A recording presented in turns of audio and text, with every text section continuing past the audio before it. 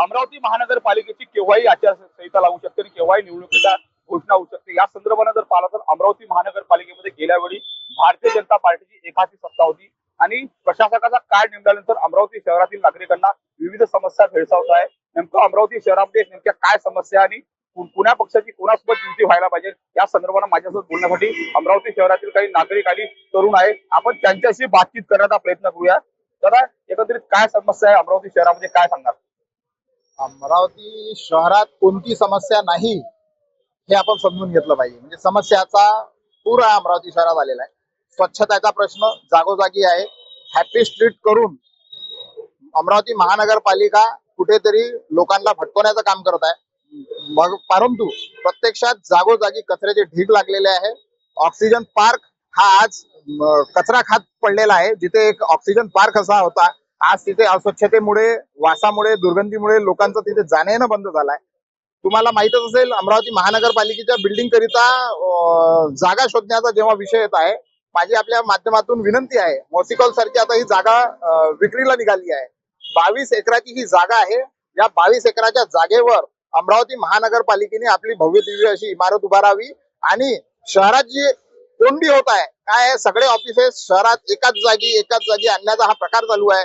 तसाच अमरावती शहराला medical college सुद्धा मिळालं आहे। कोंडेश्वरला त्याची मुहूर्तमेढ रोवण्यात आली, परंतु अजून त्याच्यावर कुठलंच काम सुरू झालं नाही। ते पण झपाट्याने काम झालं पाहिजे। शहरातली होणारी वाहतुकीची गर्दी, उड्डाणपूल बंद, इतवाराचा उड्डाणपूल बंद, म्हणजे निष्क्रिय लोकप्रतिनिधी असो, निष्क्रिय प्रशासन असो, याच्यामुळे अमरावती शहर हा समस्याने भेडसावत आहे। दादा, तुम्ही काय सांगणार? तुम्हाला काय, तुमच्या प्रभावामध्ये काय समस्या? एकूणच शहरात फिरत असताना तुम्ही एक सामाजिक काम करता, काय एकंदरीत समस्या तुम्हाला वाटते शहरामध्ये? मला तरी असं वाटतंय का आतापर्यंत जे लोकसेवेमध्ये लोक कल्याणकारी राज्य असलं पाहिजे, तसं शहरामध्ये अजूनपर्यंत प्रशासकीय राज आहे। हे प्रशासकीय राज फक्त घसा भरण्याचा प्रयत्न करत आहे। माझ्याच प्रभागात जोग स्टेडियम मध्ये सांडपाण्याचा प्रश्न असो, कचराचा प्रश्न असो, नाल्या दुरुस्तीचा प्रश्न असो, रस्त्याचा प्रश्न असो, हा अत्यंत प्रश्न अजूनपर्यंत चव्हाट्यावर आलेला आहे। लोकप्रतिनिधी काही करतच नाही, पण प्रशासकीय लोक काही करत नाही। पण मला तरी असं वाटतं का बा, आम्ही नागरिक म्हणून आम्हाला एवढा त्रास होत आहे। उड्डाणपुलाचा प्रश्न आहे, त्याच्यानंतर इतवारामधला तो उड्डाणपूल आहे, तो अजूनपर्यंत अद्यापर्यंत झाला नाही आहे। हा अत्यंत प्रश्न आहे अमरावती जिल्ह्यामध्ये, अमरावती शहरामध्ये। हा प्रश्न आम्ही धोकावून काढणार आहे। आम्ही जे तरुण युवक आहे, आता अभ्यासिका नाही आहे, प्रत्येक विहारामध्ये अभ्यासिका, मंदिरं नाही, हे नाही, तो अभ्यासिका झाल्या पाहिजे असं आमचं मत आहे। आणखी काही नागरिक आपल्यासोबत आहे, तर तुम्हाला काय वाटतं? तुम्ही सुद्धा शहरामध्ये फिरता, उड्डाणपुलाचा प्रश्न ज्वलंत आहे, कचऱ्याचा सुद्धा एक मोठा प्रश्न, तसं अतिक्रमणाचा सुद्धा एक मोठा प्रश्न आहे। अतिक्रमणामुळे पूर्ण नागरिक हतबल झालेले आहे। आता काही संघटना अतिक्रमण धारकांच्या सपोर्टला उभे झालेले आहे, पण यामध्ये जे नागरिक रोडवर जाणं येणं करतात त्यांच्या वाहतुकीला जो प्रश्न उपजवळ जीवितहानी होऊ शकते, यासाठी महानगरपालिका आयुक्त यांनी खूप मोठी मोहीम उभी केली होती।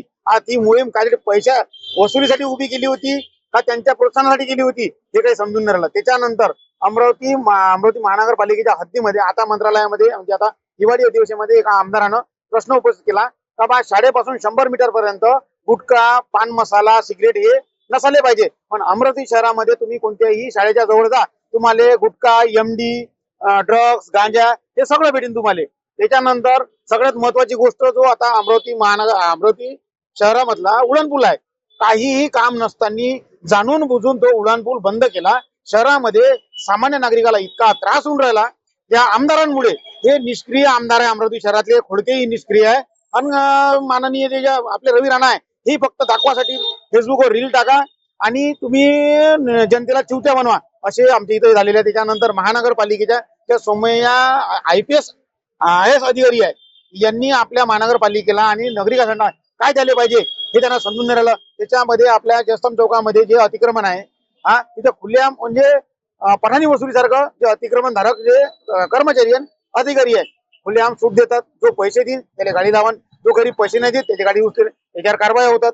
हे बंद झाला पाहिजे। त्याच्यानंतर साफसफाईचा विषय असा आहे का, कोणत्याही वार्डामध्ये तुम्ही जा अमरावती शहरामध्ये, पूर्ण 2 आमदारांचे जवळचे एकदम कार्यकर्ते आहे, जे यांनी ठेके घेतले होते आतापर्यंत। यांनी ठेके घेतले आणि त्यांनी एकही साफसफाई नाही आहे, ना कर्मचारी आहे। रोज 50 रुपये रोजानं कर्मचारी आणतात आणि त्याला 50 रुपये फोटो काढतात आणि त्यांचं ईसीएस नाही, ईपीएफ नाही, काहीच भरत नाही कोणी. पूर्ण 100% भ्रष्टाचार चालू आहे अमरावती शहरामध्ये. आणि अमरावती शहरामधले आमदार खासदार सर्व निष्क्रिय आहे, पैसे खाऊन गप्प बसून राहिले. इतकंच माझ्यासोबत काही तरुण आहे. मला सांगा, तुम्हाला काय वाटते, एकूणच कशा प्रकारे या अमरावती महानगरपालिका युती आघाडी व्हायला पाहिजे? तुमचं तरुण चेहरा कशा प्रकारे अमरावती शहरात एकूणच राजकारण तुम्हाला काय वाटतं? अमरावतीतल्या तरुणांना बहुतांश असं वाटतं की अमरावतीमध्ये नक्कीच परिवर्तन व्हावं आणि इथले जे आंबेडकरी फुलेशाहू आंबेडकरी विचारधारेचे पक्ष आहे आणि काँग्रेस हा एक विरोधी पक्ष आहे अमरावतीमध्ये. या काँग्रेस पक्षाने एक मैत्रीचं पाऊल म्हणून पुढे टाकावं असं संपूर्ण अमरावती शहरातील युवकांची इच्छा आहे. आणि नक्कीच अमरावती महानगरपालिकेमध्ये काँग्रेस सोबत राहून समविचारी पक्षांना, छोट्या मोठ्या समविचारी पक्षांना, आंबेडकरी संघटनांना सोबत घेऊन हे निवडणूक लढवावी आणि इथले जे साफसफाईचे आणि जे महानगरपालिका अंतर्गत येणारे सर्व समस्या आहे या समस्यांचे प्रश्न सोडवू शकतो काँग्रेस.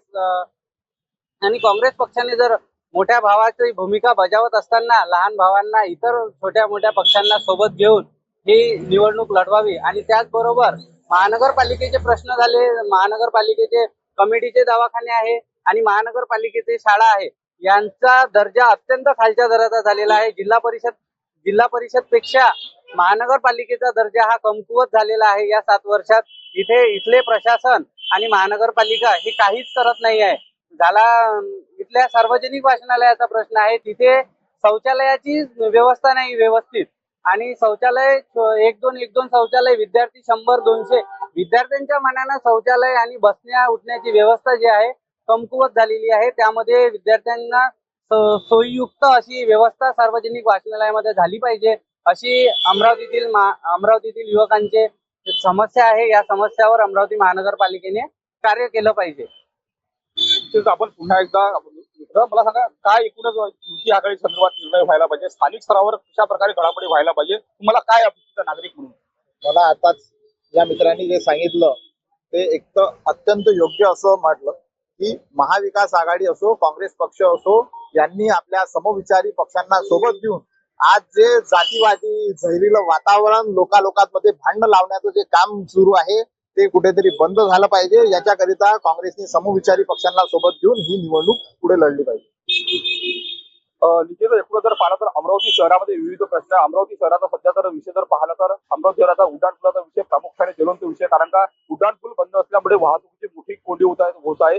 तसेच कचऱ्याची समस्या अत्यंत महत्वाची आहे. तसेच तर पाहिलं तर अतिक्रमणाची समस्या सुद्धा या ठिकाणी मोठ्या प्रमाणात. त्यामुळं अमरावती महानगरपालिकेमध्ये कोणाची सत्ता आगामी काळामध्ये येईल आणि खरंच या संपूर्ण या अमरावती शहरातील नागरिकांनी सांगितलेल्या समस्या खरंच निकाली निघेल का आगामी काळामध्ये, हे निमित्तानं बघावं लागणार आहे. सूरज दहाट, लोकशाही मराठी, अमरावती. लोकशाही मराठी ऐका, पहा, जागरूक रहा.